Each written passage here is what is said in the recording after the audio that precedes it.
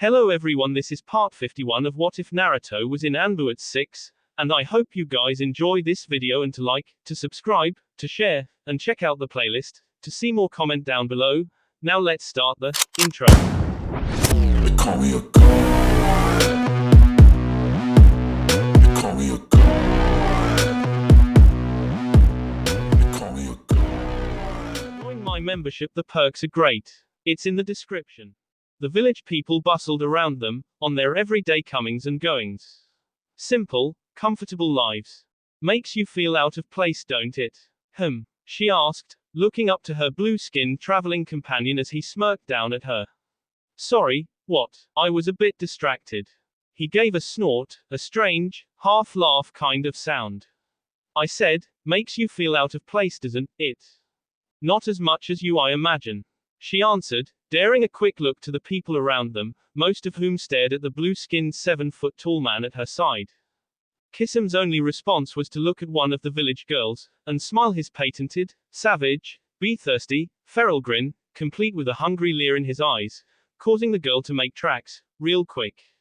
It has its advantages, he responded, chuckling. Don't you ever get tired of just standing apart from everyone? The Kirin Nin gave a snort of laughter, shifting the weight of Samahida on his shoulder before he started walking. We'll split up here, get what we need. Meet back in an hour? She asked, noticing he did not answer her question. He shrugged. Whatever. She rolled her eyes. No doubt he had no intention of adhering to any kind of plan, she'd have to find him after she was done. Sure, he stood out, but going street by street looking for him was still going to be incredibly annoying. Watching him walk off, she shrugged before turning down a different road. She'd lost her mind. After a virtually sleepless night, and hours of contemplation afterward, Temari had reached this one, laughably simple conclusion. She just lost her mind. Nothing else that she could come up with could explain her him to her. She paced up and down her room, to the point that the Anbu guard on constant watch and patrol was beginning to suspect that they were perhaps under some kind of illusion. No one that they'd seen could just pace up and down a room for, by their count, 5 hours going on 6. But apparently by all accounts she could, and it was now approaching 2 o'clock. Then, with a suddenness that had the men looking to each other for answers on what they should do, or if they should do anything at all, the Suna princess walked out of her room and marched down the hall, straight towards their leader's office, where everyone in the house could sense his presence. One guard looked to the other and with a broad shrug of his shoulders and hands, basically summed up the extent of his knowledge on how to proceed right now. They were meant to keep her from escaping or being No one ever said anything about stopping her from going insane or annoying their boss. People tended to be smarter than that. He knew she was coming long before she'd actually got there. Hell, he'd known this whole thing was going to come up again sooner rather than later since the moment it had happened.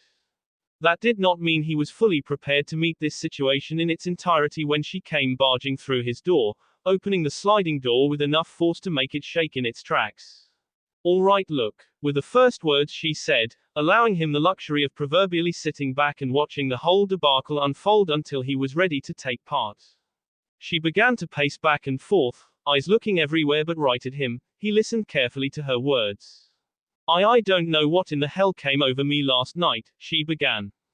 But whatever it was it was just. She seemed to be fishing for words. And Naruto did not envy her emotional state right now. Not to say that he himself was the picture of inner harmony and calm at the moment, but unlike most, he did not feel the compulsive need to talk about his doubts and expose himself to look like a blubbering idiot at a loss for words. Finally, at his continued quiet, she did gather up the nerve to look at him, defensive outrage emerging as a shield, finally, to hide her nervousness. Would you say something? She practically hissed. The blonde shrugged, tossing the papers he'd been holding onto his desk. What exactly is there to say? He asked instead. This was hardly a conversation he wanted to have right now, or ever. It wasn't a conversation he'd ever envisioned himself having. He'd had experiences before. Curiosity and his own dislike of being ignorant had driven him to do so at some point during his teenage years. But those had been empty things, done through illusions and aliases with women he would most likely never see again, or even, had merely used as a means of gathering information, or infiltrating an opposing village in certain examples he could recall. Something like this, Something with an emotional, something that ghosted across the surface of his mind with simple memory was, at the very least, rattling, and at the very worst, it was potentially dangerous. I don't know, just say anything. She grumbled miserably, allowing herself to fall back against the wall, leaning on it as she rolled her eyes up towards the ceiling. Naruto sighed, just barely resisting the urge to rub his forehead in frustrated exasperation. Awkward was hardly even beginning to cover the way this conversation felt, to both of them. In truth, to Naruto, there really was nothing that he could say that would lead the conversation to anything more than where they were already, which was both confused and frustrated. So, he would keep his silence. We are done here, he concluded, turning his back to her as he walked over towards a nearby bookshelf. Which made things even more frustrating to Temari. She had a very strong urge to march forward to his desk, grab the paperweight and throw it at the back of his head. Might not do her any good, but it'd help her feel better right about now.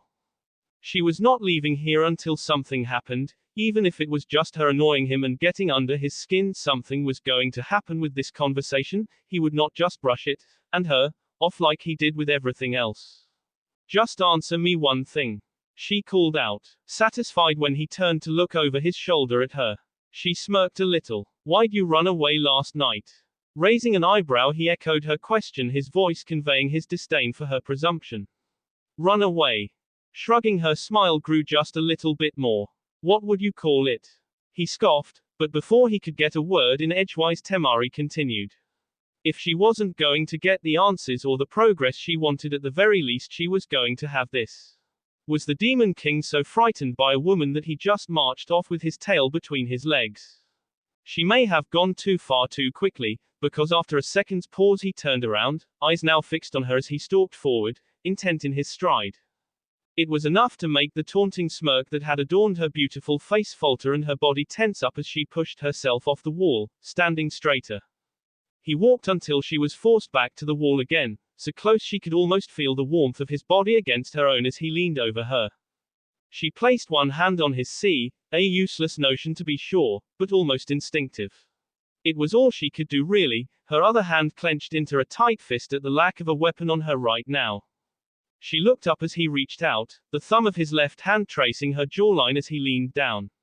For a brief moment that shot a lightning bolt of fear down her spine, she thought he might K her again before she saw him stop, his lips and face so close to hers the warmth of their breaths mingled together.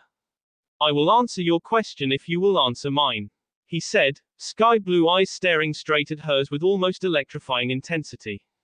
Her eyes moved for a moment, traveling from his eyes to his lips, a movement he was sure to have seen, and she cursed herself for her distraction as she took in a slow breath. And what would that question be? When you came me, he began, his voice low to her ears as he spoke. Did it mean something to you? Her heart lurched in her sea, and she suddenly felt short of breath. Of all the questions she thought he might have asked, this was not one of them. It was more sheer surprise than anything else that elicited this reaction really. But it was hardly a question she dared pose herself even, let alone had an answer for. Answer, with slow deliberate movements, she raised her other hand, and placed it against his sea, pushing firmly, and feeling immensely relieved when he stepped back. If it came down to it, she couldn't have forced him. She was grateful he'd conceded. Look, she finally said. Let's just forget last night, or this ever happened. Out of sight, out of mind, all right. She'd wanted to make it sound like a demand. With a small nod that seemed to convey more understanding than what she may have actually seen, he accepted. Very well. This time when he turned away, she decided to see her losses and leave the room. Kisum walked down the road, eyeing the various goods lined on the vending stalls, content to ignore and to, mostly, be ignored by the common passerby. A fruit stand caught his eye. Out here in the outskirts of the marshlands, it was rare to find fresh fruits like apples, grapes and such. And these did look fresh. He walked closer, and was actually impressed as the vendor barely batted an eyelash when he laid eyes on his 7-foot form. How much? The monster of the mist asked, looking across the assembled fruits. For which produce, sir? The prices vary, the vendor explained with a patient smile. The whole thing. The swordsman clarified. The vendor balked, and after 2 or 3 seconds started stammering out a response when Kisum, losing his patience, waved him to silence and tossed a whole bag of gold coins onto the countertop. Never mind, that should cover it. Answer. A few minutes later, Kisum had the weight of an entire sack full of fruits over his shoulder to join Samahida's bulk, with a smaller bag of strawberries in his hand that he picked at as he continued marching down the road. He smiled. It had been quite a while since he'd had fresh strawberries. He stopped mid-step, something catching the corner of his eye that made him smile. I can't mistake that, the stench of bee. No you can't, the person answered, his back still turned towards the Nuke Nin. Not when you know what to look for. And not when the same smell is around you as well. Kisum laughed as he often did before looking at the man. Strange clothes for you, Itachi. He commented, almost casually. Never took you to pose as a peasant farmer in your spare time. This is not posing, the Uchiha said, turning around to finally face his former partner. Or at the very least, it won't be soon. Kisum's features lost their smile, a seriousness entering his eyes as he regarded the Uchiha anew. It was the answer he was expecting. But it was hardly one he would have wanted to hear. So, what, you think you can make it? Just put down the blade, pick up a plow and that'll be the end of it. No. You're a Itachi. Just like me. Overestimate the enemy, and you only serve to underestimate yourself, making defeat a certainty. The raven-haired ninja responded calmly, and this time, Kisum did smile, though it held little warmth. Case in point, was his reply. The Uchiha took a breath, sighing through his nostrils. We are facing something we have never faced before, Kisum. A change so vast and so unstoppable, that it will take the whole world with it. He said simply. And Sarai will change as well. His piece said. The genocidal criminal knelt to pick up his belongings and met Kisum's gaze with his coal-black eyes before he turned his back on the Nuke Nin and walked away. Kisum watched him leave, a scowl twisting his lips into a subtle sneer. By the time Akina walked up behind him, Itachi's figure had faded far into the distance. Here you are, the young woman said, walking up to him before looking over to where his eyes seemed transfixed. Kisum. Snapping out of his thoughts, the blue-skinned shark man looked down at the blonde. You done already? He asked. Yay, are those strawberries? She asked, a hopeful gleam in her voice. It's been ages since I had strawberries. Wordlessly, he passed her the bag, his appy having vanished now. Hefting the bag of fruits and his sword on a better position along his shoulder, he spoke to the young woman. Let's get moving. The sooner we leave, the less chance I have to catch something from all these farmers and their animals. Akina nodded, chewing absently on a particularly juicy strawberry as she followed him out of the town proper, the veiled meaning behind those words lost on her. The impact felt as though someone had taken a steel club to her ribs, and she found herself robbed of breath as her elbows and knees scraped harshly over tightly packed earth. His footsteps came closer, she could hear them as her tea burned with acid, trying to get air back into her lungs. She felt it coming without seeing. Months of training with him had taught her to anticipate some of him. To be able to tell where he would strike her before he'd even moved to do so.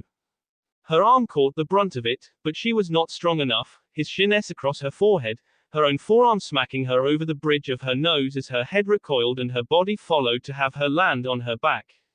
His boot pressed down over her, and Hanabi felt the air she'd already breathed in working against her. Pain emerged from her sea as though her lungs were ready to pop. She coughed, but couldn't even work up the strength to bring her hands to his ankle to even give the semblance notion of trying to push him off. Not good enough, he said simply. Not against you. She gasped between deep lungfuls of air. I am the only one that matters, he said, pressing down harder. What are you?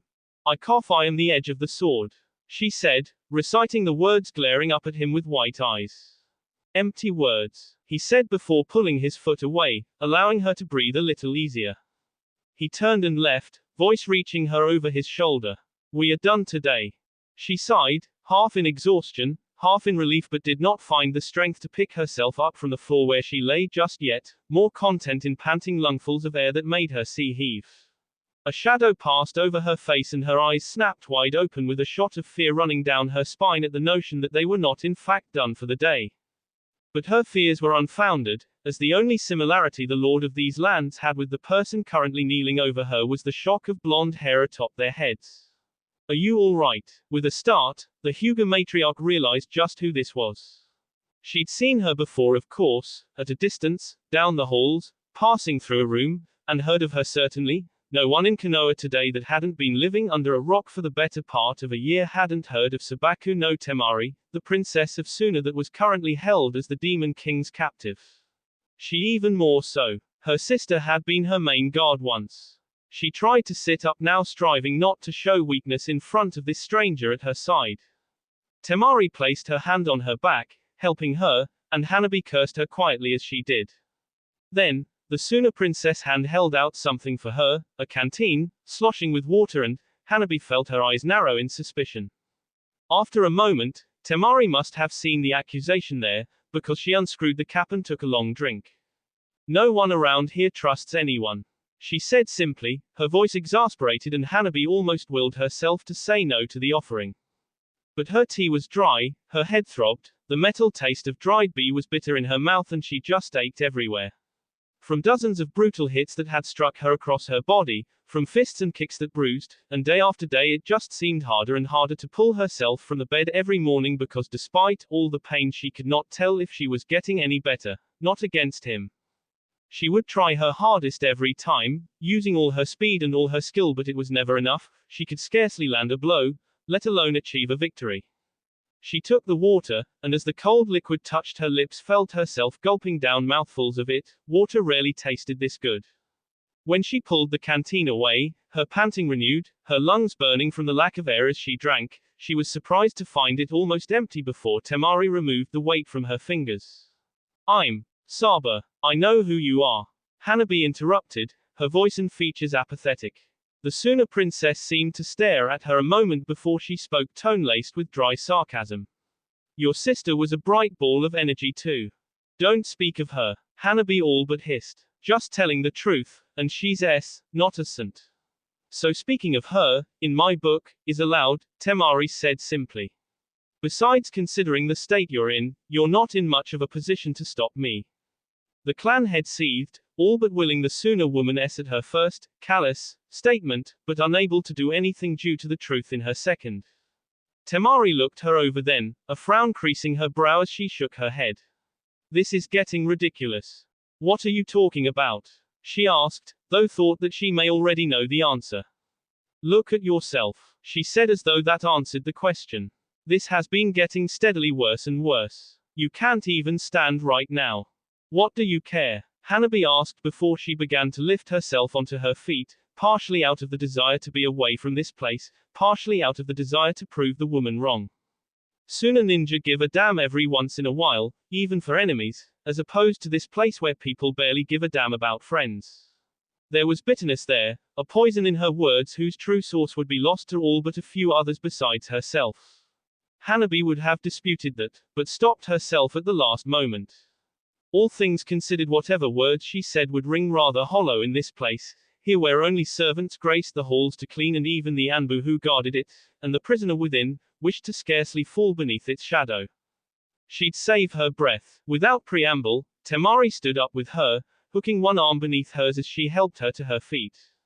Hanabi held in a whimper as needles prickled along where her F made contact with hers. The adrenaline had S away now, allowing every sore muscle and bruise to manifest itself 100-fold.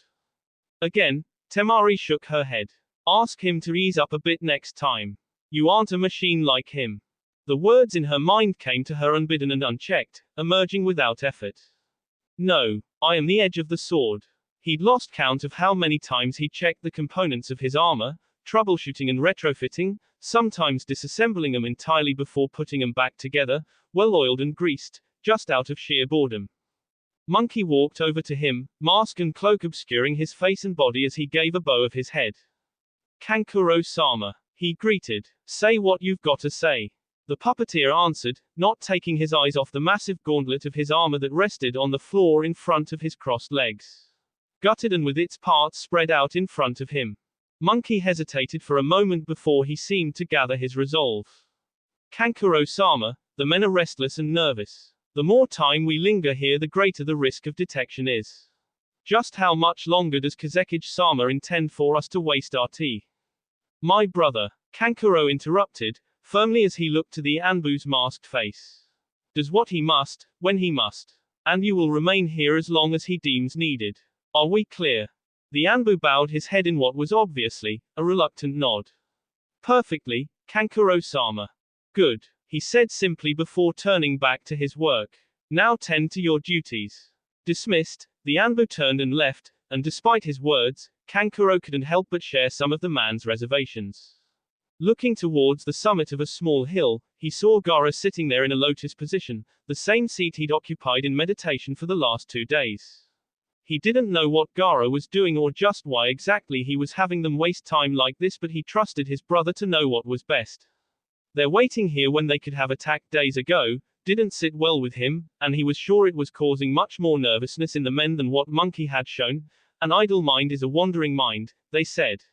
And a wandering mind has more than enough room for doubt and second thoughts. He just hoped Gaara would wake up from that meditation soon, or they may have some desertions on their hands before very long.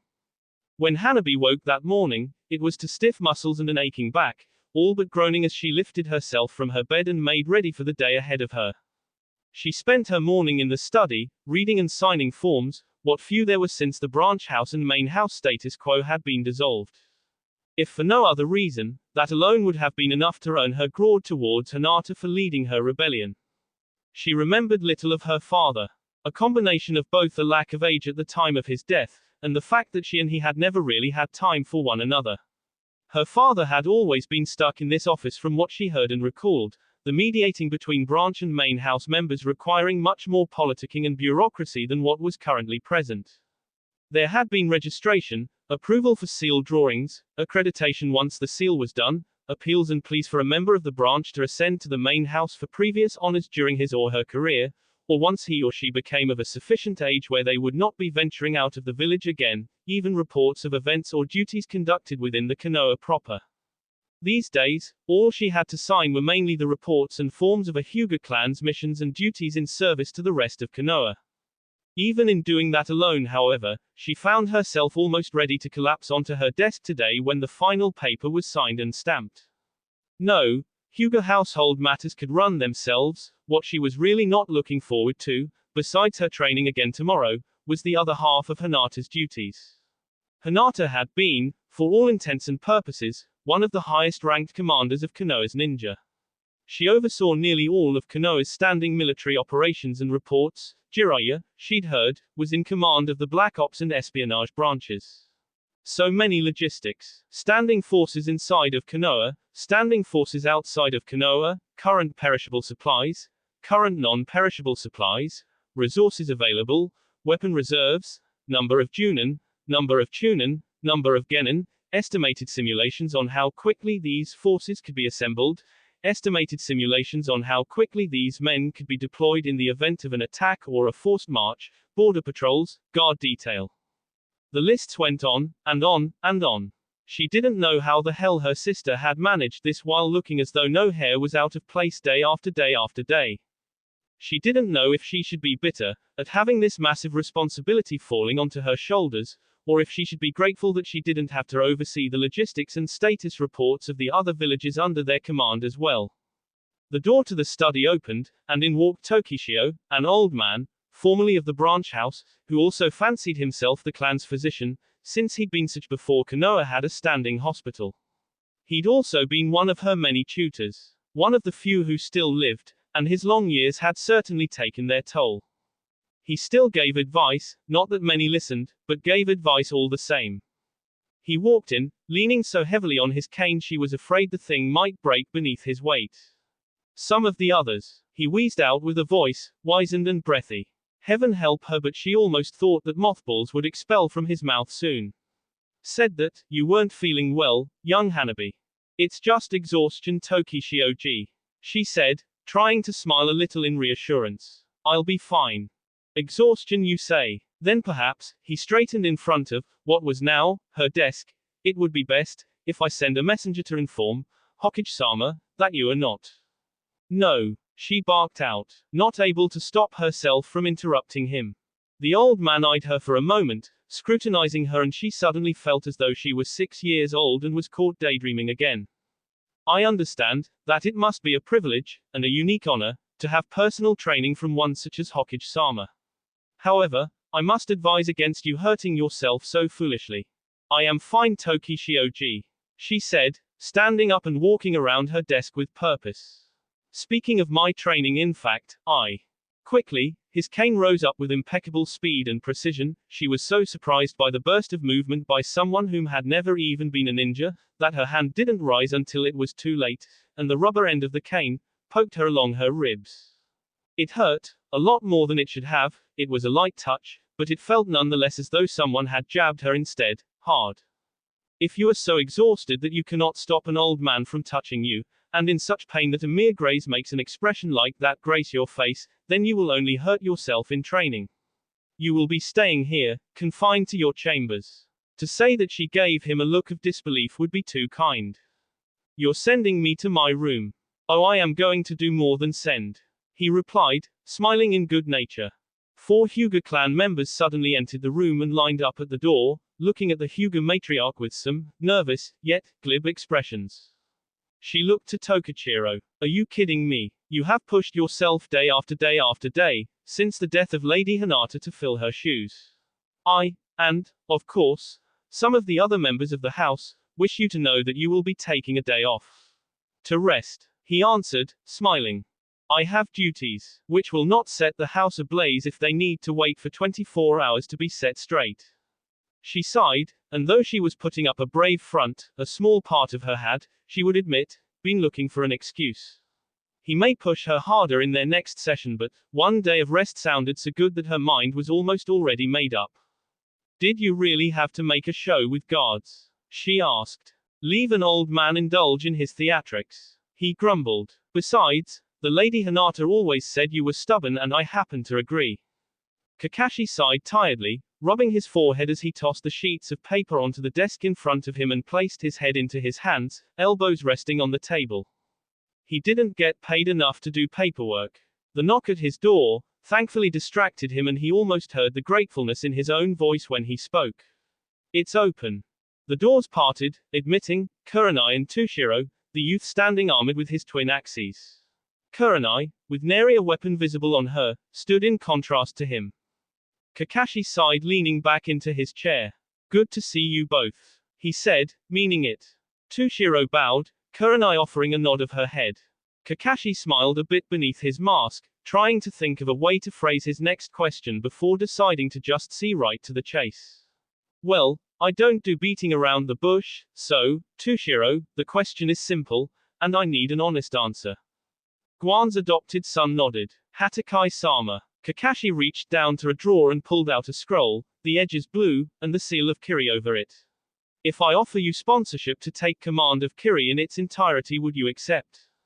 The young man visibly choked on his tongue in surprise. You'd make me the Mizukage. Kakashi raised his hands with a placating gesture. I'll sponsor you for the position. As the official overseer at this point, my recommendation will carry some weight amongst your village council, but it won't carry you the whole way.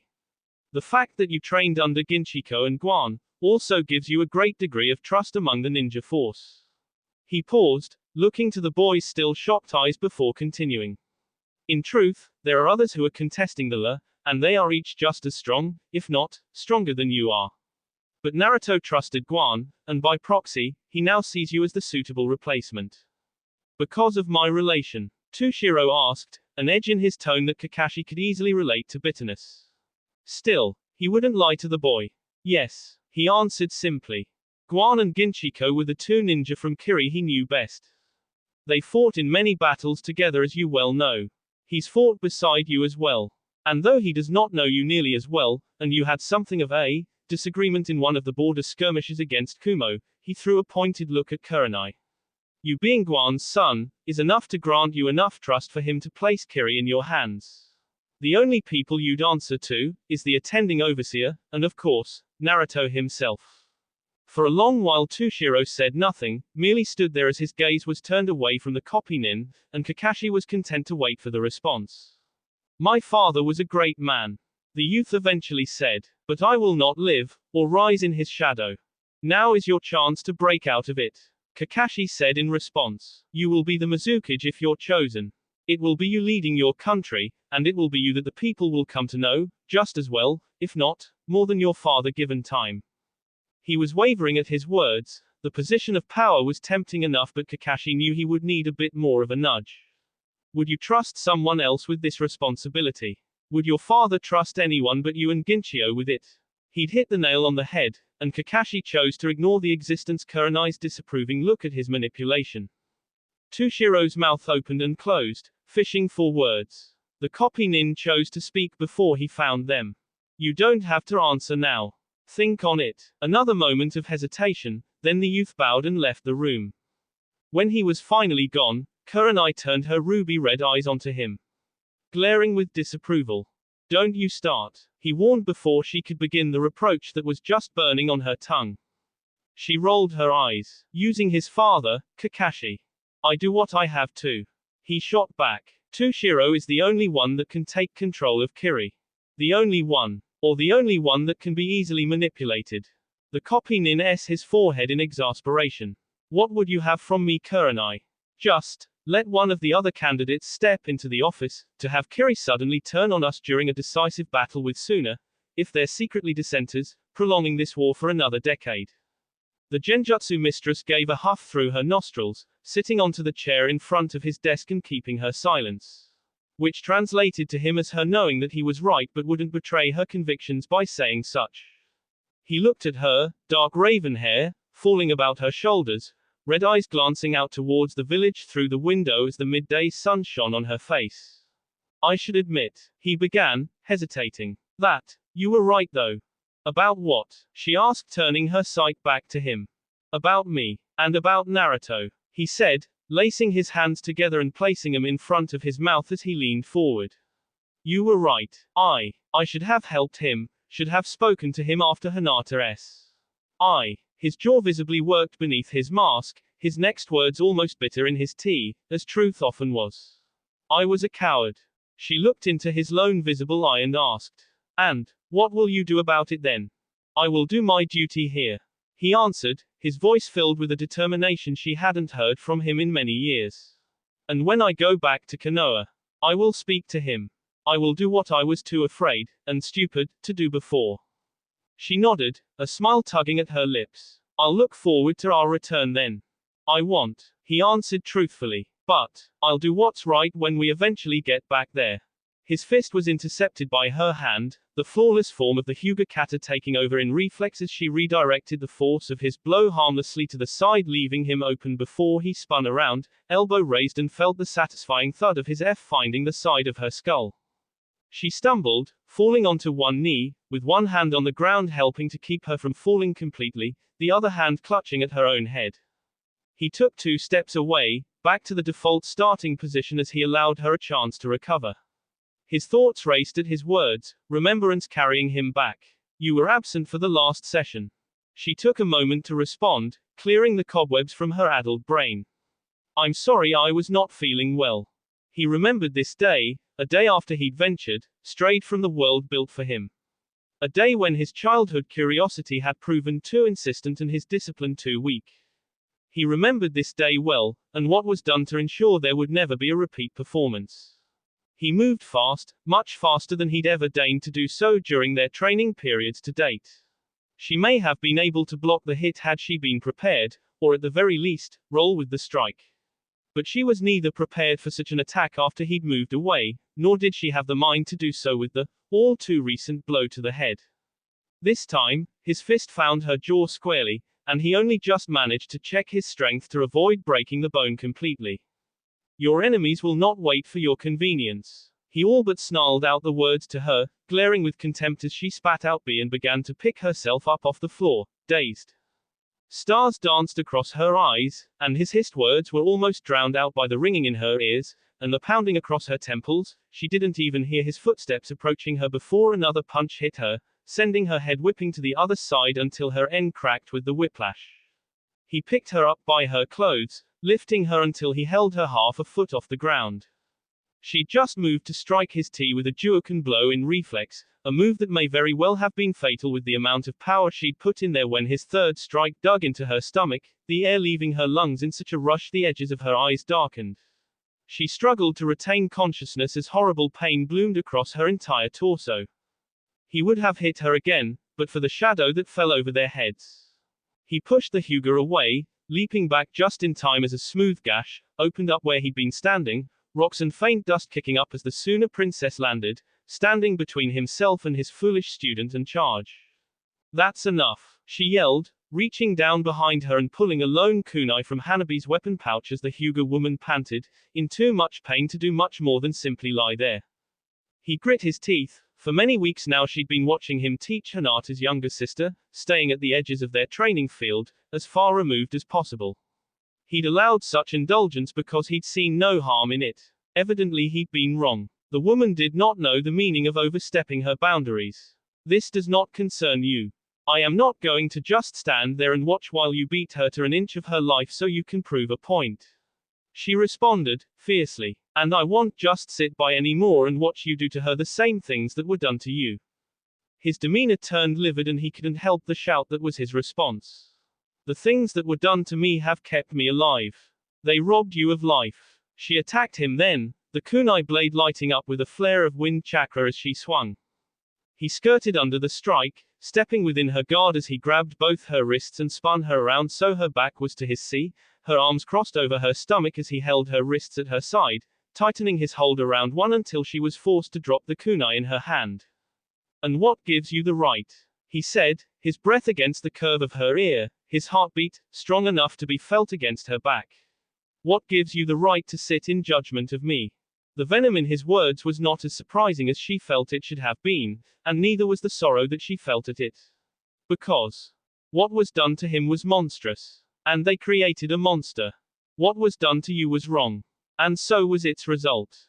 His grip eased but did not vanish, and she craned her head back, looking over her shoulder into his eyes, their faces mere inches apart. I won't stand by and watch you make the same mistakes, she said after a moment's pause. He stared at her for seconds that lasted a lifetime, and then his eyes closed and he let her go, taking a step back as he visibly calmed himself. Releasing her before turning his eyes towards Hanabi, who only now was regaining her wits, though she still had too little strength to rise. He turned away and left, and Temari watched him do so before turning herself, and walking over towards the younger Hyuga. You're a hard man to find. Jiraiya turned, mildly reddened eyes glaring at the familiar speaker before he shot down another glass. That should tell you something. Yoshihiro took a seat next to the toad sage on the bar stool, absent of his armor, but not his weapons. It can say a lot of things to a lot of ears. What it says mainly to mine, and I hope I'm wrong, is that there may be a want to do something stupid. Jiraiya didn't answer that, but to his credit, he didn't flinch either. Whatever you're thinking, the Tsuchikage said, you'd best put it out of your mind. What makes you so sure I'm thinking anything at all? Rumors spread like planes fires about an argument between you and Naruto. 3 days later you leave Konoha and I am forced to prolong my stay here almost 2 months in order to have my men find you in this spit of population on the borders of Fire Country. Jiraiya looked at him, an eyebrow raised. I was unaware there were that many of your Iwanin in Konoha. You're not the only one who knows how to use a network of agents for information Sanin. Yoshihiro placed his arms on the bar, as he sat down.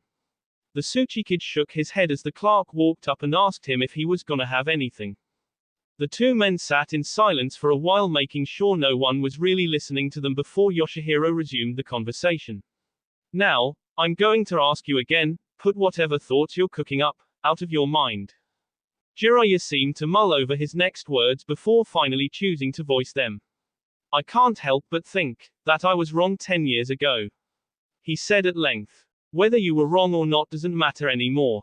Yoshihiro answered. What's done is done. I want this war, all wars, over with. Because I have a nephew, and he has a child, and she deserves better than what we got. So, I'm willing to put my faith in him until the end of this war, and if necessary, after it as well. Faith. Jiraiya scoffed. Faith is a notion that has proved unrewarding for me. Is that why you're sitting in this hole, with piss swill that passes for alcohol getting chugged down your tea? I'm sitting here because of the series of choices that has been my life, and each one has led me down a path of my own making until I've arrived at the here and now, where there are two choices offered to me. The right path, and the wrong path, and no matter what, each one, is a leap of faith. I feel I have to tell you, Yoshihiro began after a moment of lengthy silence between them. You're goddamn depressing when you've been drinking. Both men broke down into mutual fits of sardonic laughter at that. When it's away, the cloud over their heads seemed to press down on them, pushing them to speak the words that still lay thickly between them. I said my piece, Yoshihiro declared, standing up and turning to leave. I feel I should warn you though, I'll be keeping a close eye on you. And if I get the notion that those stupid ideas are still crawling around inside your head, I'll come back to see them removed in a more permanent way. Jiraiya's answer was to throw back another cup as the Tsuchikage walked out. When Gaara finally did wake, Kankuro was not surprised to find that he wasted no time, ordering everyone onto their feet and to be ready to move within the next hour. It was time for the operation to begin. Kankuro marched up the hill, the thudding footsteps of his armor's feet almost shaking the soft ground with small tremors as he did.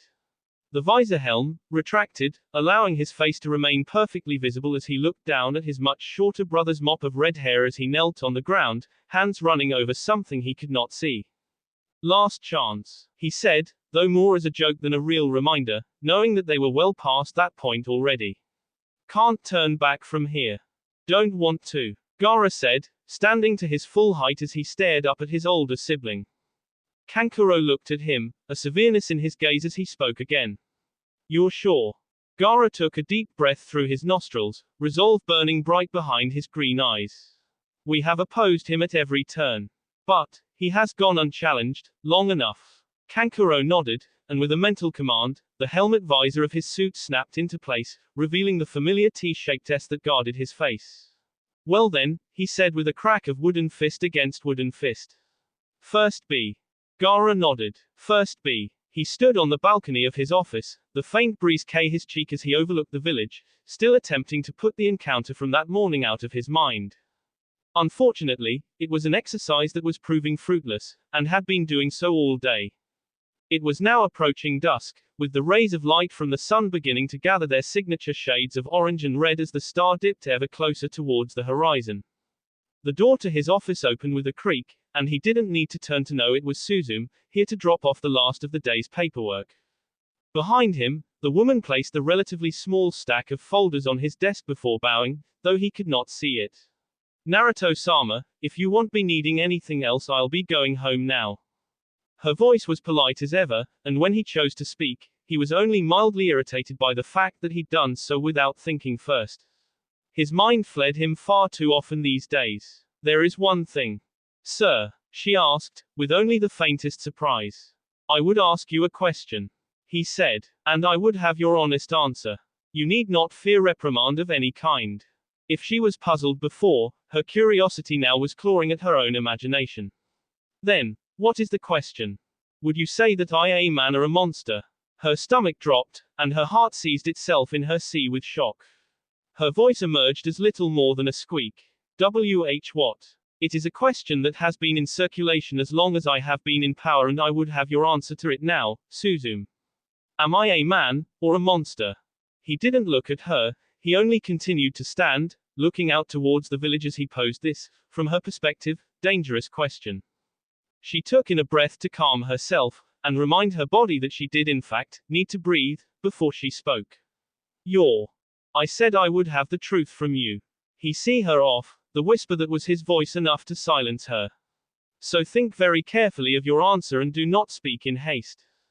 This isn't a simple question to answer, she said, nervously, shifting from one foot to the other. Then explain your answer until your meaning simplifies, he retorted. Finally, Suzume gathered her courage, straightening her spine as she resolved to answer, truthfully. He had never once hurt her before, and that thought did bring some comfort. Can I ask what brought this on? Would it affect your answer? She walked up to his side, looking up to his profile as he continued to stare over the village, not even glancing her way. The silence between them held for a moment before she spoke. You're an amazing person, Naruto-sama. That is not an answer. It's the only one I can give. She said. As much as it pains me to admit it, Naruto-sama, I don't know you. She paused, and was grateful for his silence as he allowed her to gather her thoughts. She'd always liked to think that she did know him. But it wasn't true, at least, not entirely. I only know one part of you. She continued. I only know the man I see here. The diplomat, the administrator. The Hokage who runs his village day after day without complaint. And that man I've come to respect. But, he ventured, hearing the recall in her voice.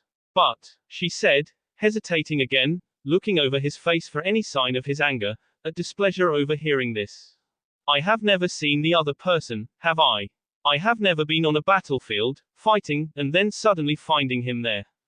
The person who sends whispers of fear through the men, the person that is reviled and hated as a monster by everyone. I have never seen the monster, Naruto-sama. Answer: I don't know which one is more true. You speak as though I am two people. In a way, you are. We are one in the same. Then you've answered your own question. She said. You are neither, simply, human. He seemed to mull over her words, turning them, dissecting them, analyzing them until he reached some conclusion before he spoke again. Do you believe that what was done to me was wrong? She had to wonder at this. What had brought on all of these strange questions, these emotions, that seemed to be gripping him and demanded that he seek someone to speak to about them? But it didn't take her long to contemplate. The answer was obvious. Did someone say that it was? He nodded, and her mind traveled to Jiraiya, before disregarding him as the source. Even if he may have had his disagreements with Naruto in the past, he'd never allowed himself to be this affected by anything the Toad-Sannin had said. Of course, Hinata had been alive then. But no, she did not think Jiraiya to be the reason. Call it a gut feeling, but she was sure that she was right. She sighed, leaning heavily over the balcony railing. It may have been, she answered after a moment of thought. But more importantly, whomever spoke to you, you should keep them close. Why? His voice betrayed only the barest hint of surprise. Because, for them to say such a thing, then it was their having seen the monster that gave them the knowledge, and knowing the man to have the courage to say so. She said carefully. It may have been presumptuous of her, but whomever said it does care about you, I think. When she looked back up to him, she offered the barest hint of a smile that was half made to calm her own nervousness. So keep them close, Naruto-sama. Hanabi groaned, the bruise on her cheek seemingly hurting just from the feel of the room's air brushing against it. When a cold, wet cloth brushed against that same cheek, she almost wanted to scream. It was only her dignity and training that kept her from doing so. Temari pulled her hand back. You need ice to bring down the swelling, she explained. I'm not sure where anything is in this house, but water and ice, she emphasized by lifting the bowl, churning the contents within, is relatively easy to come by. Hanabi closed her eyes, and Temari took that as permission enough for her to continue. I've never seen him so angry, the young Hyuga admitted aloud. There'd been a moment there, just before the Suna princess had jumped between them, that fear had gripped her. Wondering just how far he would go. And you probably won't see him that angry again, Temari said. It's how he was trained, so his response to you was already conditioned. Hanabi opened one eye, staring at the woman who was nursing her of her injuries. In truth, if she wanted to, she could go back to the Hyuga complex, right now. But she wouldn't return. Seeing such a violent reaction from their Hokage to her would do much to damage his reputation, and though a scornful, spiteful part of her would like for nothing more than to see his name dragged through the mud with the rumors, and harsh whispers that would run rampant if she returned like this, another, more sensible part of her knew that it would do little to no good, and would ultimately accomplish nothing. It was that, more sensible part that was winning out this day. And because of that, realizing that she would have no other company besides Sabaku here for the next few hours, she decided to indulge in conversation with this prisoner. And what's made you such an expert on him? Expert? Temari let out a short, bitter laugh. Hardly. The sad truth is that he's not nearly so complicated as people think he is, not when you've reached into the heart of it all. And that is. Temari stopped herself at that question, realizing that this was venturing into unsafe ground, especially if word ever got back to him. Figure it out yourself, she decided to answer, and before Hanabi could say anything else she continued. You know of anything I can say to get a medic nin up here? The Anbu do a really good job of keeping me in here and an even better job of keeping most others out. Perhaps if you told them Hokage-sama ordered it you'd get some more favorable results. She said. I may just try that for my next escape attempt. I haven't heard of you trying many times. Because I haven't. Temari admitted. Even if I somehow did manage to give the guard the slip, there is still 200 leagues separating me and Suna territory. And if one of the border patrols doesn't find me and I don't get attacked out in the forest by Nuke Ninja while I have no weapons, no armor and very limited supplies, I would still have your Hokage tracking me down. And if that wasn't enough, even if I did make it to Suna, there is still the danger of Zhuge. I'd heard that Kumo's cage wanted US from Hinata. Never learned why though. Well bye. She stopped, and a moment later Hanabi sensed it too, the veins around her eyes bulging outwards with the excess flow of B as she activated her blood limit. Naruto kept his eyes on the diminutive brunette wondering privately, if her words were true and, decided, after a moment, that the only way to determine such, would be to speak to Temari herself now. Part of him scoffed then. Such thoughts were not like him, he was entertaining these foolish notions far too often of late. And yet, Narut. He held up a hand, silencing her as his eyes became focused, sharper, returning his attention back to the village and away from her. The silence was broken with a virtual tidal wave of noise as steel struck steel, and shouts erupted outside of the room. Temari stood and marched out the door, following the sounds through the hallways. Before she got very far, however, two Konoha Anbu appeared in front of her, barring her path as they pushed her the other way, almost violently taking hold of her arms and dragging her where they wished. It took her mind a second to figure out what was going on. She'd been attacked here before by Zhuge men, but she doubted the sleeping dragon would make a repeat attempt when the first one had failed. No, this was an attack. That meant that her brother's men were here. Suna Ninja. Wind chakra raced up her arm, slivers and arcs of razor-sharp chakra forcing one of the Anbu guard to release her before his hand was seized to ribbons. Her free hand lashed out, punching at his partner's T. Her strike caught him mid-breath, making him choke and cough. Grabbing him by the front of his cloak, she pulled him forward and switched their positions. She reached into his cloak, grabbing onto a kunai holstered on the man's thigh just before he was struck by some blow delivered by his partner. One that had been intended for her, no doubt. The man fell to her side, and the one that was still standing drew his sword, taking a swing that she knew would not be fatal even if it struck. They wanted her alive. Her kunai, acting as a conduit for her wind chakra, see his sword in two when the blades met. This was not surprising to him, he'd intended for such a thing to occur and to use the opportunity to strike at the pressure point along her end that would be exposed as a result of her movements. What was a surprise, however, was when she used her free hand to catch the falling tip of his blade, and, in one fluid movement, jabbed the broken sword into his waist. He grunted, and Temari released the weapon, ignoring the cruel C along her palm, as she used her foot to drive it deeper in and push the Anbu away.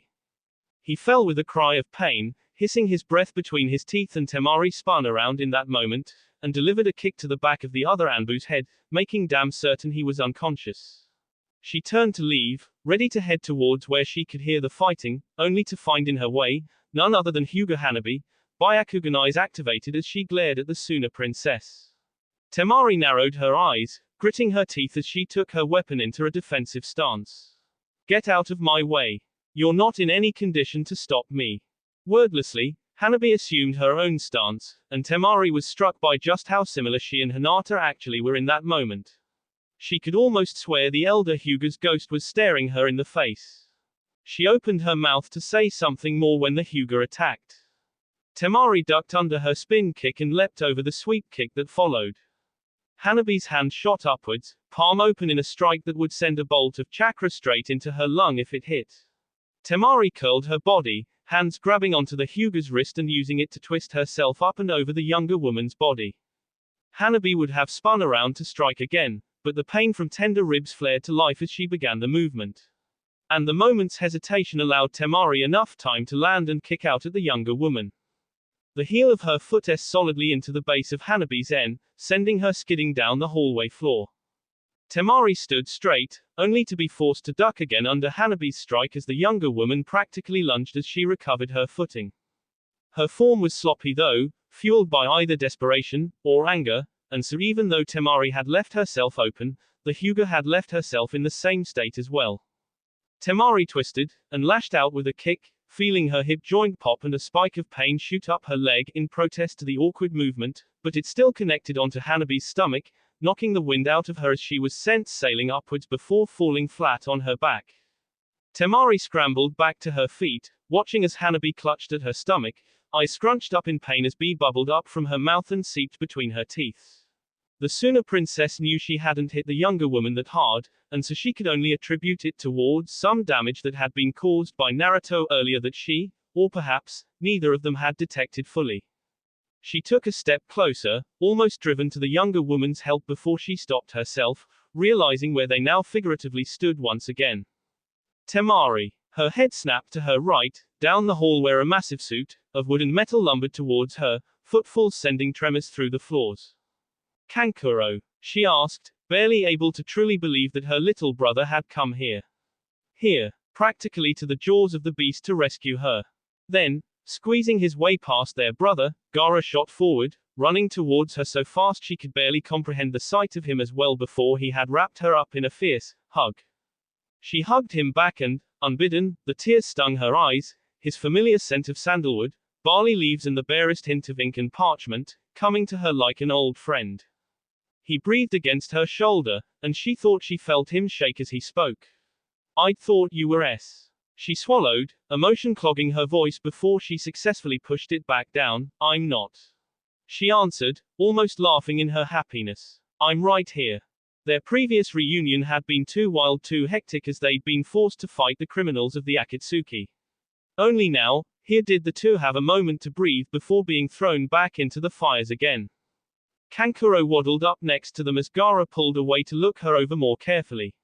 And though the youngest sibling's attention had gone straight to her, the puppet masters went towards the dark-haired youth still laying beside them. She clutched at her ribs, glaring up at them with a single open eye as she shook with the effort to even reach her knees. Hyuga, the puppet master said, mostly to himself, though with the suit's voice amplifying seals it reached Temari's ears easily. As did his intent when he took a step towards the white-eyed princess.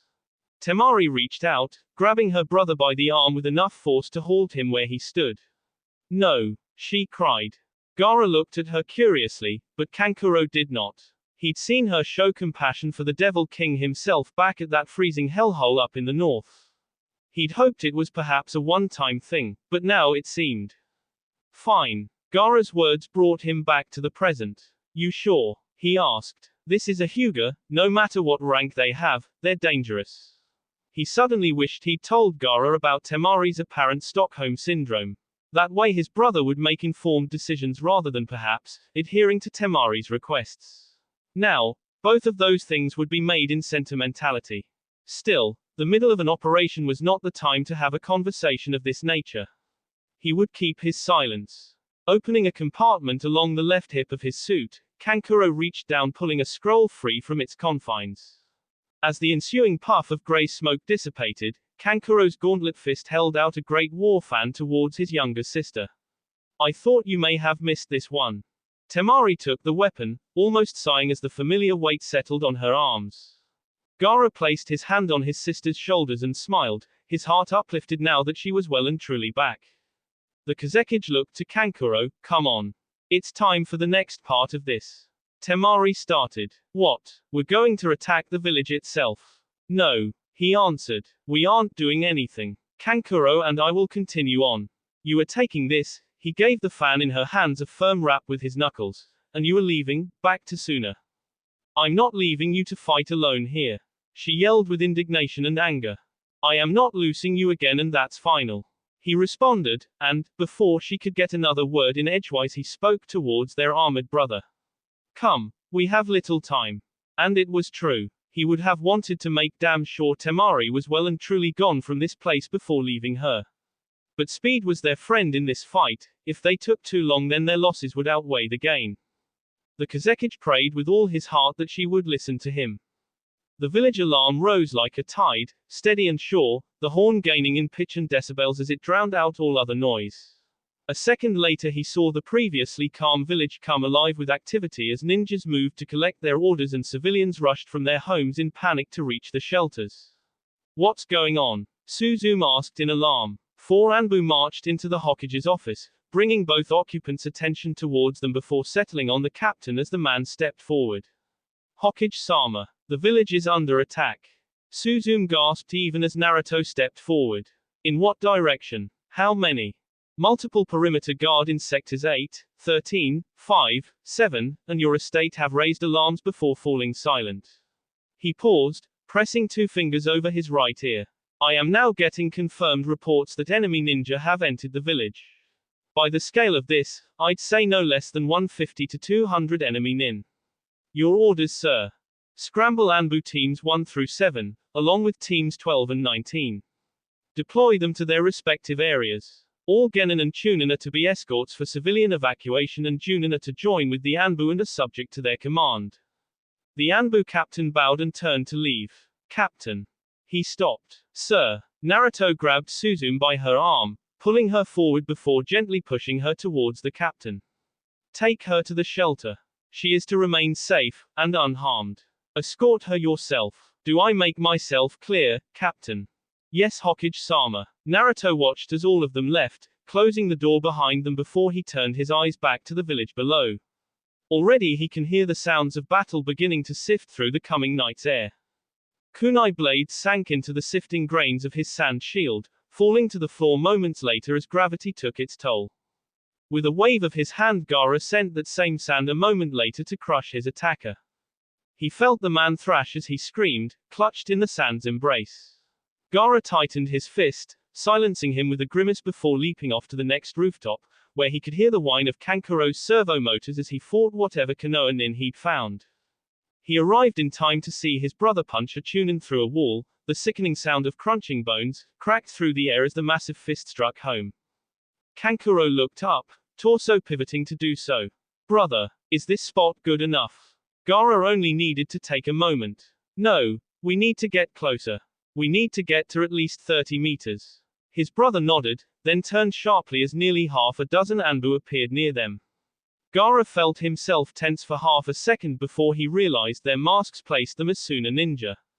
Sir, one said, bowing. The northern assault teams have reported more resistance than expected. And the south team. As per your orders, your own assault team linked up with the southern team, they are securing the Hashirama Bridge and the southwestern gates firmly. At least we'll have a clear line of retreat. Kankuro commented. Commander, the Kazekage called. Take your team, and any others you find, link up with the northern assault teams, try to push through the enemy and rendezvous with myself at Operation Point Kenpaku. The squad commander nodded. As you wish, Case. No one saw it. 1 second the man was speaking, the next, his head fell from his shoulders and a man stood behind his corpse. The entire team pulled away, drawing their blades in defense. Gaara jerked in surprise after a second more. He hadn't recognized him without the armor. The Anbu moved to charge when his shout stopped them. No, they didn't turn away from their enemy, and he dared not turn his sight away for a second either. Kankuro, head to the operation point. Set things up there for when I arrive. Anbu, my orders survive your commander. Head towards the northern teams. Brother, there was worry in Kankuro's voice, a plea for him to stay and fight. Do not question my orders. He barked, his worry now overriding his calm. Go and make sure everything is ready for when I arrive. Kankuro hesitated for a moment longer before turning and making his way down an alleyway, towards the west of the village. Taking their example from Suna's puppet master, the Anbu did the same, being certain to offer the Demon King a wide enough berth. As soon as they were gone, the Hokage spoke, looking up towards where Gaara stood on the tiled roof. The death will come, in time. Yours, however, will find you swifter. Not today. What is your purpose here, I wonder? He questioned aloud, though it seemed more to himself than the Kazekage. Your sister. I have several. One of the last is to see us. A smirk spread slowly across Naruto's face. Not today, he echoed. The sand shield shot up between them, and Gaara jumped as he felt Naruto's fist into the wall of earth. Leaping backwards, he felt another strike against his defenses, this time joined with the unmistakable heat of one of the Devil King's fire jutsu. He parted the shell, allowing him a moment to see where the man was before sending a wave of sand forward, willing it into a sharp point to spear him with. His feet touched the ground before he leaps up again, dispelling the sand to have a clear view around him for a split second. There's the familiar tug at the back of his mind. But though the warning comes quickly, his reflexes are slower this time, and a foot into his side, the crushing force of the blow, all but made nil, as it meets armor harder than any steel. The force of the hit and gravity pull him down, wooden tile shatter beneath him before he into the floor. He smiles. He hadn't even felt it. It worked. This is why he'd taken so long to prepare. Why he'd risked the entire operation by keeping the teams on the very outskirts of Konoha territory. He'd been gathering the strongest minerals, pulling them free of hundreds of feet deep beneath the earth and fusing it with the sand he had at his command. It was denser, stronger, and was right now working better than he'd expected. He opened his eyes, and rolled immediately away just before a fist into the space where his head had been. He got to his feet, and blocked Naruto's kick, watching as the armor on his arms cracked before he pushed forward and attacked himself. As he delivered strike after strike, Gaara found himself smiling, getting the distinct impression that despite his aloofness, the Devil King was as surprised as he himself was by how little damage his attacks had done to the Kazekage. Pushing him away, Gaara knelt and brushed his fingers onto the wooden floor of the house. Sand tore its way up from the floorboards, wooden shrapnel flying everywhere before wrapping around his opponent. Sabaku Q. The sand tightened his hold, but there was no B, and Gaara almost snarled. It'd be too easy then, wouldn't it? The kick struck his left shoulder blade, and he rolled forward. Before he even reached his feet, his sand attacked for him, a pillar of shifting earth that into Naruto's ribs, lifting him up and him into the ceiling before throwing him back down. Gaara reached his feet in time to see the Hokage break his fall with a coffee table. His hands fell together into a seal, and he felt the world thin and strain beneath his feet as he bent it to his will. Sand rose from between the floorboards around him like river water, gathering before it rushed forward with the speed and density of a freight train. Fire seething and wild swarmed over his vision, spreading, and he suddenly felt as though he were staring down the gaping maw of some hell-spawned beast. The heat was so overwhelming it was turning the sand to glass before it could cover the scant feet between them. Tongues of fire coiled up the walls and reached to the ceiling, spreading and eating away at the wood all around them until they stood within the eye of a fiery storm. He ceased his attack and his arm came up to the left side of his face. The tug returns, pulling at his mind. This time, his reflexes are fast enough. More flames, it washes over his shield, but he doesn't wait this time. Slipping away, he uses this hellish place as cover. The smoke, the fire, aid him this time as he gets closer. He pulls a kunai, throwing it. He's not disappointed when the Hokage avoids it and turns his attention back to him. Only for a lance of sand to spear him through the back, emerging from the floor behind him. B spurts from the wound, and Gaara smiles as the Hokage grimaces. If it's in actual pain or mere irritation, the Kazekage can't tell. He's about to spread the sand, to send it in through the wound, but he hears something above. Wood breaks and splinters, flames surge through the breach, a rush of oxygen driving them higher as another Naruto falls in through the ceiling, a Rasengan glowing almost pale white in his hand. The Kazekage feels a moment of panic. Too close. Much too close. He calls his shield, grains of sand quickly forming a canopy. He expected pain. He didn't expect it to come from a wind chakra-laced kunai that see through his armor and sank into his stomach. The one above had been a genjutsu. The sand of his armor flew off his body, wrapping around Naruto's hand and forearm within a heartbeat, and Gaara chose not to risk the speed of Naruto's reflexes by reaching for more. With a mental command, the appendage was crushed, and even the Demon King couldn't hold the pain in silence, shouting as he pulled away. Gaara went to move when the kunai, still lodged in his stomach, stole the strength in his leg. The Kazekage fell on one knee before pulling the weapon free. He cursed. If this kept up, then he wouldn't have enough chakra to finish the operation. Jiraiya's drink was interrupted at the sound of 24 frenzied villagers outside the bar, causing enough of a ruckus to see through, even his drunken haze. Pulling himself out of the stool, he marched out. He would have asked what was going on, but everyone was looking in one direction. Turning his eyes south, whatever buzz had settled on his mind because of the drink dissipated almost instantly at the sight of black clouds of smoke rising to the south. He took back to the air, Pulling himself free of the burning wreckage, black soot creased his face, and clung to his singed clothes. The fire sputtered and mushroomed with the rush of air as Naruto followed, his more powerful leap closing the distance between them with alarming speed. Gaara thrust his arm forward, the sand rushing to obey, hurtling towards the tyrant. He could almost hear the groan in his thoughts when, instead of being thrown back down to the earth by the impact, Naruto ran along the surface of the sand up towards him, closing the remaining distance in the blink of an eye. The fist into his face, shattering the armor and sending a lance of pain throbbing through the bones of his jaw and teeth. When he hit the dirt, the Kazekage spat out a wad of mucus. He'd felt that one. He moved to stand, but he must have been reeling for just a little while longer than he'd thought, because the next sensation that he got was a boot stomping onto his back and pinning him to the ground. He was about to retaliate when the foot suddenly came off, and he heard the unmistakable thump of F striking F along with the fluttering of clothes. Sabaku, he heard as a hand gripped him by his upper arm and began hauling him to his feet. A hand, not an armored gauntlet. The curse left his lips before he had even looked up at his rescuer. Damn it, Temari, I told you to leave. You couldn't be stupid enough to think I would listen. Despite himself, Gaara did smile at that. It was a faint hope, a foolish one even, to have thought that she'd listen and leave. Stubbornness ran in there. He reached his feet, turning around and facing the Hokage again, who stood across from them.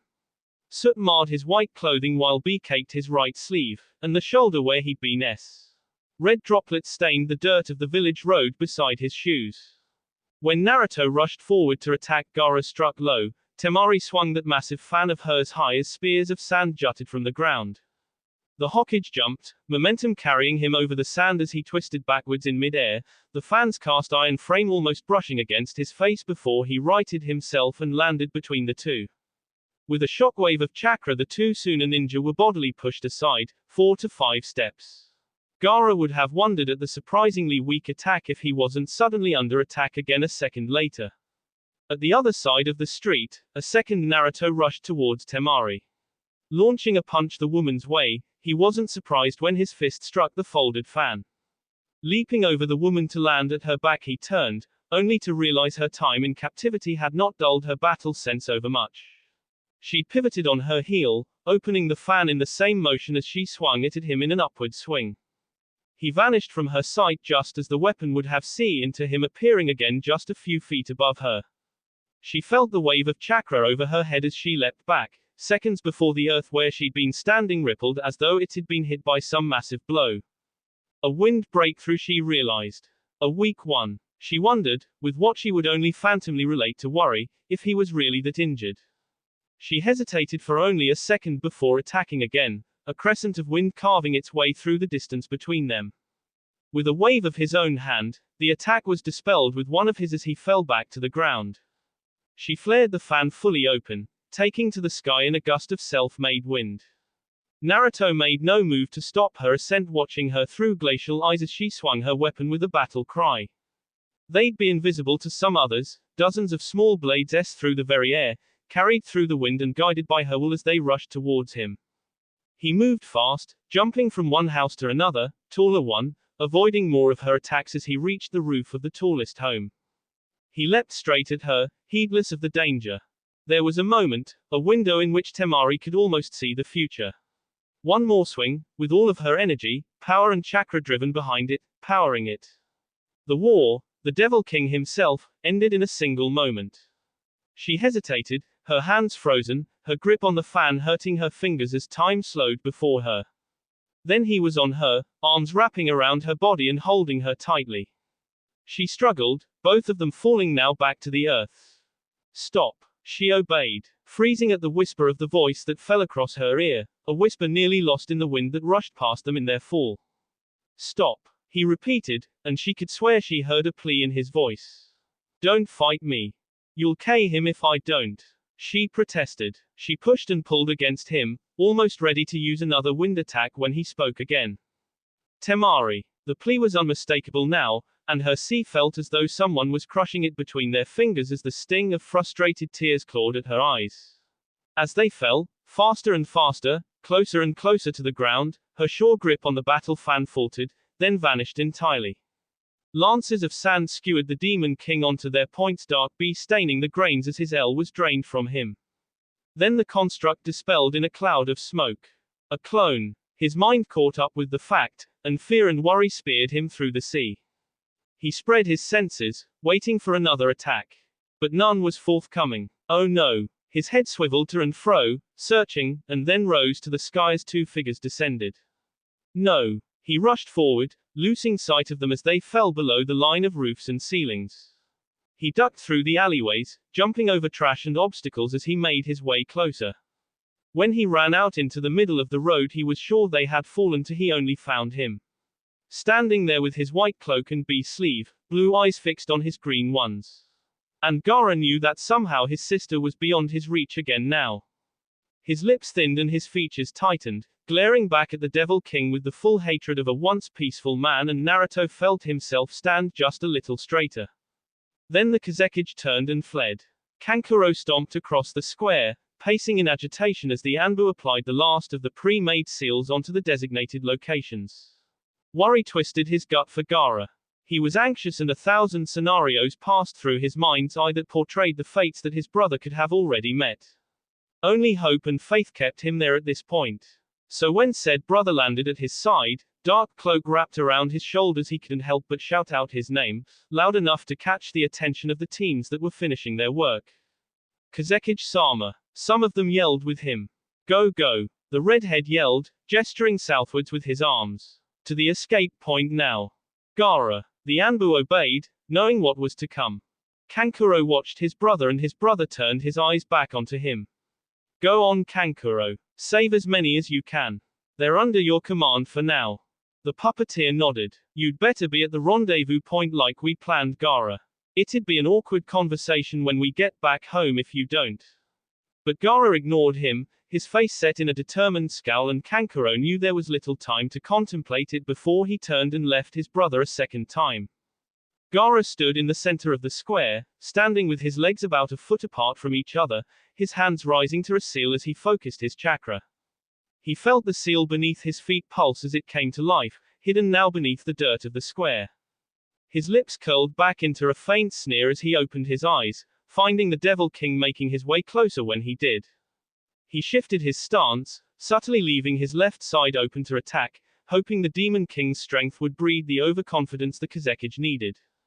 He didn't disappoint. The redhead choked down a scream as a kunai blade see through his side, lab chunk from his body as he stumbled away. For a brief, terror-filled moment he'd sworn that he'd left himself too vulnerable. He'd almost seen that same kunai knife driving itself into his C rather than his side before the Hokage's blade struck where it did. If this was due to luck or providence, he neither knew nor cared. Naruto moved to follow the Kazekage's stumbled retreat, when he felt his feet wrenched onto the ground. He looked down, finding sand encasing him up to his ankles and making its way higher.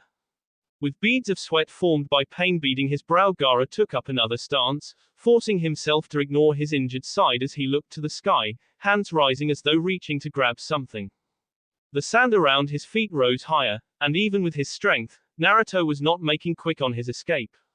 The Hokage was ready to call onto the Kyuubi's chakra for the first time in this fight when he noticed where Gaara was looking. Raising his sight up the sheer cliff face of the Hokage monument, in whose shadow the two leaders now stood. Naruto felt his entire stomach fall into a pit as an ear-shattering crackle through the surface of the Nadime's face. The sound alone felt like a literal blow to the sea. Horror like he'd never known took hold of the Hokage as he snapped his eyes back towards Temari's brother. The teal-green eyes locked onto his own with a fury he'd never seen there before. And Gaara pulled his hands down as though heaving on some great weight. More cracks tore themselves across the surface of the entire mountain, and Naruto pulled of the demonic chakra in a rush, pulling himself free of chunks of glass as he reached towards the Kazekage in the futile hope of stopping this. In his haste and carelessness, he'd left himself open, and the sand that hit him over his torso knocked him onto his back and pinned him to the ground. More sand coiled around the Kazekage himself as he glared at the downed Demon King. First B. Naruto heard the Godime say before the man was swallowed by his sand, vanishing from the village as 8 million tons of dirt and rock came crashing down over the Devil King and an entire western sector of the village. Kisame paused, his thoughts interrupted as he built their fire for the night. His eyes roved over the bushes and trees, up to the purple-colored sky and west towards where only the faintest hints of orange remained from the setting sun. That smelled like bee in the air. When Akina returned, she noted his rather strange, satisfied smile. Kankuro and the men stumbled through the thick underbrush, pulling their way free of snagging branches and roping vines in the ess of night. The moon's light could barely ell through the canopy above, shafts of light glimmering like spikes of pearl in the gloom as they pulled themselves farther and farther away from the village. Kankuro-sama, one of the men yelled, far enough away to be lost amidst the foliage. The puppet master turned and practically plowed through the dense undergrowth, resisting the urge to shout as he did so. When he found the man, he was not disappointed to also find his brother, lying on his back, unconscious. A seal array having been drawn in the sand around him. At least we know the damn thing works now, he said as he reached down and picked his younger brother up and hauled him over the shoulder of his armor like a sack. You'll be sore as hell in a few hours, but we've got to move. Looking to the Anbu and Junin that hugged the shadows of the forest around them, he quietly gave the order to keep moving, and the Sooner Strike team slunk back into the darkness of the forest, making their escape. The heat had been stifling once, all but suffocating in itself without the lack of oxygen in this place that had very nearly become his tomb. All his focus was set on slowing down. He simply did not have the oxygen to risk burning it all up in a single blast that could, itself, kill him if there was too much tonnage overhead. In truth, he should be he wasn't sure what stroke of fate had caused for stone and dirt to fall in such a way that he did not feel the full weight of thousands up and thousands of pounds crushing the life out of him. The heat, at first, had been a problem to his focus, leading him to distraction as he focused on cycling the air in his lungs, forcing the trace amounts within this cavity to last longer than they should. Now cold and water were his enemies. The freezing liquid dripped down from the cracks of the stone overhead, chilling him to the very bone. His body shivered almost constantly now, and hypothermia would soon be a danger. He wasn't sure just how long he was down there, or how much longer he would have lasted when he heard the voices above him. Muffled and somewhat distant, they'd been more than he'd heard in a long time. He sent out a pulse of chakra, not willing to risk what little air he had in shouting, and there was a rush of movement above him. The snaps of shifting stone and the crunches of shoveled dirt. Then, like a great gate being pulled open, the rock, the largest that had possibly held off all the weight that should have killed him, was pulled aside, allowing a whitewash of rain to crash over him, peppering his face and sea. I found him, someone yelled. He opened his eyes, taking a deep breath. He'd never been more grateful for the sensation. Rain struck his face and he shivered harder. Someone came over and rushed down, and Naruto recognized the man instantly. Jiraiya. He knelt at his side and Naruto only now noticed the face of the mountainside from his peripheral vision. Torn into as though the hand of the gods themselves had fallen onto the earth and shattered it, what had once been a grand representation of their village's history and honor-filled past now stood as a vile scar, carved into the very face of the rock. It would be a constant reminder of their failure today. Of his failure from this day forward. First be indeed. I'm sorry. He heard the Toad Sannin say. I should have been here. Yes, he answered. You should have. The Toad Sannin looked at him, eyeing him up and down. Can you stand? Not even I can simply shrug off a mountain falling on my head, Jiraiya. His voice was dry, his mood growing darker as his mind only now began to fully wrap around this. A bold move by the Kazekage. He accredited the plan to Zhuge Liang. Looking up, the Sannin yelled to the men above. Get a medic. Immediately some went off. What casualties did we suffer? Naruto asked. Jiraiya didn't answer for a moment, his mind elsewhere as he stared at the blonde. One move. All it would take would be a single S across his T. He was fast enough. Probably the only one in the world who was. One movement, that's all it would take right now, and this may very well be the only chance he would ever get like this. His hand trailed. Don't worry about that now, he said. Time enough later. The Hokage sighed, closing his eyes as he seemed to slump where he lay. He found the grip and then someone rushed down the hole, dirt and mud being thrown up with them as they knelt at their side, and Jiraiya feared for a moment that he'd been seen. A plastic mask was over her face, a bandana over their head, but just beneath it Jiraiya saw the stark shade of blonde. Are you all right? She asked, and Naruto's eyes opened again to fix themselves on her. You're here. It wasn't a question. I was unsure if you would have stayed. The woman pulled her mask free, and Jiraiya almost felt the shock of seeing Sabaku Temari's face send a literal bolt of lightning through his heart. Temari didn't say anything to his words, merely roved her eyes over him just as Jiraiya had. Will you be all right? Naruto smiled. It was a small thing, made by a mouth unused to the act. Your brother proved more competent than I expected. Temari looked him in the eye, shame coloring her voice as the words spilled out. Maybe I shouldn't have asked you to hold back. Both youths ignored the Toad Sanon's shocked jerk. It was my choosing to listen. He answered. The Suna princess hesitated, her hand extending and recoiling for a moment or two before she finally took his hand in her own. For whatever it may be worth. Thank you. The groan was genuine, it was plain on her face, and Jiraiya watched, stupefied at what he was seeing in front of his very eyes. His hand slowly released the weapon clasped in it. Faith, he'd said. One more time, one more. He would have faith. Someone else dropped down beside them, and his voice emerged like a bark. Move, everybody out. It was the med nin. Temari did as asked, pulling away and releasing his hand before leaping up from the hole. Jiraiya lingered a little longer before moving to follow when Naruto grasped his sleeve. Jiraiya. Yay. Send out messengers. Call in the overseers of the other villages. Which ones? He asked. Naruto replied as though it should be obvious. All of them. That will be all for this video. Be sure to like, subscribe, share, and comment down below for more videos. Goodbye.